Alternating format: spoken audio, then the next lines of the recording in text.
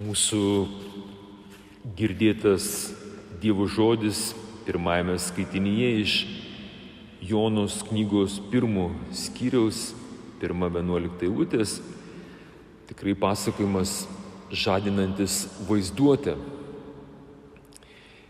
Turime istoriją apie tai, kaip labai sąmoningai hebrajas, tikintis žmogus, kuris užsidegęs neapykantą ir kerštu Ninivės miestui, Ninivėje gyvenančiai agresoriams, žydų kankintojams, yra pasiruošęs netgi netekti savo gyvybės, negu kad būti taikos pranašu ir gerosios žinios nešėjui šiam miestui.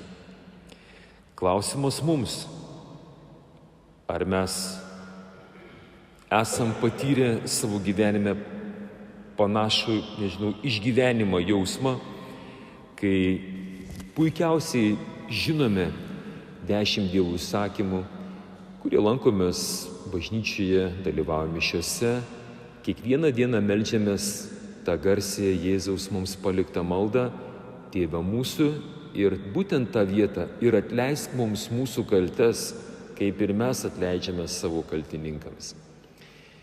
Tačiau, kad ir žinodami, mes turime 1001 būdų, kaip apeiti visus tos Dievo prašymus, tą gailestingumą, kad pasiliktumėm prie mums patogios versijos, galbūt prie saldaus keršto, saldaus tokio atmokėjimo tiems, kurie man padarė skriaudą. Taigi nieko naujo, tikrai žinoma situacija. Tačiau ką galime šiandien pasimokyti iš Jonos knygos šito 1 skyriaus? Štai gauname Dievo pakvietimą, kiekvienas turime savo pasiuntinybės užduotį. Kažkas iš jūsų yra tėvai, mamos, kažkas yra iš mūsų kunigai, ten pašvęsto gyvenimo žmonės, taip pat yra, paskui eina profesiniai dalykai, kažkas mokytojas, kažkas teisėjas, kažkas advokatas, darbininkas. Štai mes esame kviečiami savo vietoje, savo aplinkoje įvykdyti vieną ar kitą Dievo užduotį. Ir jeigu mes nusprendžiame nepaklusti Dievo valiai, prisiminkime, kad Dievas yra mylintis tėtis, mylinti mama, ten jis yra tas, kuris mums nori gero. Ir Viešpats, jeigu jisai nuspręs, kad būtų įvykdyta jo valia, tai mes sukimės kaip tik norim. Sugalvokim daugybę versijų, kaip nepadaryti Dievo valios. Ir vis tiek galutiniam variante išeis, kad Viešpats laimės šitą kovą. Todėl ši žinutė mums. Viešpats kviečia vis dėlto, kad ir nesuprantu visų plano detalių. Kodėl Viešpats nedaro taip, kaip aš norėčiau, verta paklusti ir tas klusnumas gali išgelbėti ne tik mus, bet ir daugybę žmonių. Dar kokia svarbi detalė šitame pasakojime yra tai, kad mes visi plaukiame savo laivais į pažadėtąją žemę. Kaip šis laivas, jisai nukeliavo į Džafą, ten susirado Taršišą išplaukiantį laivą ir užmokėjęs už kelį įlipo, kad plauktų su jais į Taršišą. Brūkšnelis pabėgtų nuo Viešpaties veido. Taigi pabėgti nuo Dievo veido, nuo Dievo plano nepavyks. Jis tave prigaus. Tačiau mums yra gera žinia tai, kad savo gyvenime būtų gerai pasimokyti iš tų jūreivių. Tai yra tarptautinė komanda. Mano vyriausias brolis Vaidila, jisai yra irgi jūrininkas, plaukė su įvairiausiom užsieniečių komandom ir natūralu. Įguloje yra ir ateistai, ir tikintis, ir turintis savo įvairiausius įsitikinimus, dievukus. Ir kai būna blogai, ko gero jūra visus priverčia melstis, netgi tuos, kurie sako, kad Dievo nėra. Šis kapitonas ir tie jūreiviai pamatė, kad atrodo jie viską padarė teisingai, jie sąžiningai, ten, žinau, kiekvienas matyt atliko savo tam tikrą apėgą prieš išplaukiant, kad kelionė pasisektų. Dar toks, žinot, religingo žmogaus tokia savybė yra, žinai, užsimokėjo visiems, kam buvo galim užmokėti, kad tik pasisektų. Kartais mes būnam tokie, kad viešpačiui užmokam, turi kažkas būti, šiaip neįčiau aš šitas mišes, bet operacija, dar kas nors, tiek tuo, žinai, dėl viso ko reikia prie Švento Antano nueiti, žvakutę uždegsiu arba ten mišes užsipirkti. Ką gali žinoti? Jeigu kad būtų taip tvirčiau, tai dar ir prie Antano, ir prie Marijos, ir dar prie Švento Pranciškaus, kadangi žvakutės nėra paprastai, ir jam dar uždegsiu, kad pavyktų kelionė. Atrodo, viską padariau. Išpažinties priėjau. Netgi sakramentus priėmė, kokiu ten ligonių sakramentą. Ir visus įmanomus. Ir štai nesėkmė. Kažkokia betvarkė.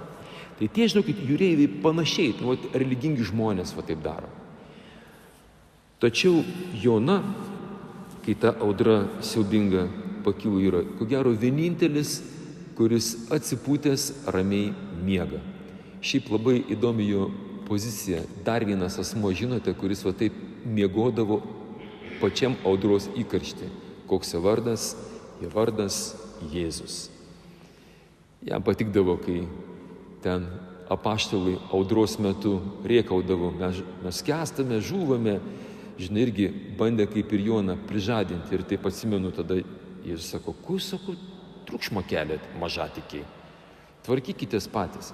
Bet aišku, Jonos atveju šitie jūrininkai nepažinojo Jėzus, bet jie, žinokit, vis tiek žadina tą miegantį keleivį Joną ir sako, kaip tu gali miegoti, kelkis, šaukis savo Dievo, galbūt tas Dievas mus prisimins ir mes nepaskęsim. Juokingiausia, kad Jona sako, ne, sako, paskęsit. Optimistas. Viešpats norėjo kažkaip tai, sako, nieko čia, žinokit, nebus, sako, nesimelsiu. Ir sako, čia viskas dėl manęs. Įdomis dar vienas reiškinys, ką reikėtų irgi neužmiršti, jie meta burtus, žinokite, net jeigu yra kitų tikėjimų ir taip toliau, prisimenat, burtus mesdavo ir netgi žydai, kai reikėdavo kažką tai sužinoti, ar, pavyzdžiui, apaštalai, žinot, kai apaštalai rinkosi tą 12 apaštalą, kuris vietoj Judo turėjo ateiti, irgi metė burtą. Tai ten pasirodo apaštalai paburtininkaudavo. Taigi nieko naujo. Aišku, čia kita prasme apaštalai metė, reiškia, burtą. Bet štai jūreiviai meta burtą ir tie burtai parodo Joną. Tada Jona paliudija apie Jahvę, papasakojo savo asmeninį santykį. Iš tiesų, žinot, ką čia padarė Jona? Jona dar prieš įsakant Jėzui, eikite visą pasaulį ir skelbkite Evangeliją, ką tik paskelbė Evangeliją. Įgulai laivo. Žinot, ką reiškia Evangelija? Papasako, ką Dievas tau padarė. Jis ir pasakė. Sako, Jahvė, reiškia, esu hebrajas, garbinu Jahvę, dangaus Dievą, kuris padarė jūrą ir žemyną. Ir taip pat jisai duoda receptą šitiems jūrininkam. Žinot, sako, jeigu norit, kad nurimtų jūra, įmeskit mane į jūrą. Pats jisai bijojo šokti jūrą, matyti, plaukti nelabai mokėjo, šiaip žydai nelabai moka plaukti. Ir sako, mane įmeskit. Jis netgi buvo pasiruošęs numirti, kad tik Ninivės, tie okupantai, jiems būtų atkeršyta. Tokia yra keršto galia. Aišku, jūrininkai visai stengiasi, įgula, bilietą keleivis sumokėjo, mes čia dabar išmesim į jūrą. Bet mato, kad prastai, paėmė ir įmetė. Tai aišku, būtų galime šiuolaikinę kalbą pasakyti, kada įmetė, aišku, viešpats pasirūpino, atsiuntė povandeninį laivą žuvies pavidalu, Povandeninis laivas paėmė Jonai ir 3 dienas pabuvo laive, kol išleido į krantą. Aišku, šituo atveju čia yra parašyta, kad didelė žuvis Viduržemio jūroje, banginių, nežinau, ar tada būdavo. Bet kuriuo atveju, taigi, mėlieji, Viešpats šiandien kiekvieną iš mūsų kviečia bendravimui.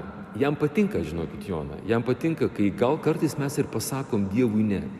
Nebijokit pasakyti va taip kaip tas Jona. Paprieštaraukit. Ko prašo Viešpats? Tik tai nebūkit zanūdus, nebūkit religingi. Va tokie, žinai, padarysiu viską, tik Viešpate atsikabink nuo manęs. Įeikit į santykį. Gal tas santykis yra tragiškas, toks kaip pas Joną. Bet tai yra nuostabu. Viešpats sudarys tau sąlygas paskelbti Evangeliją, bet kaip Joną tai įgulai. Jis tau padarys didžiulį nuotykį. Pasirodo, šitą netgi pasakojimą, va tą įvykį Viešpats panaudos pasakojame savo mokiniams, kai reikės išaiškinti, kaip Jona išbuvo 3 dienas žuvies pilve. Taip Žmogaus sūnui reikės išbūt kape, kad jisai paskui prisikeltų. Pažiūrėkit, kaip gražiai dėliojasi vitražas, mozaika. Fantastika.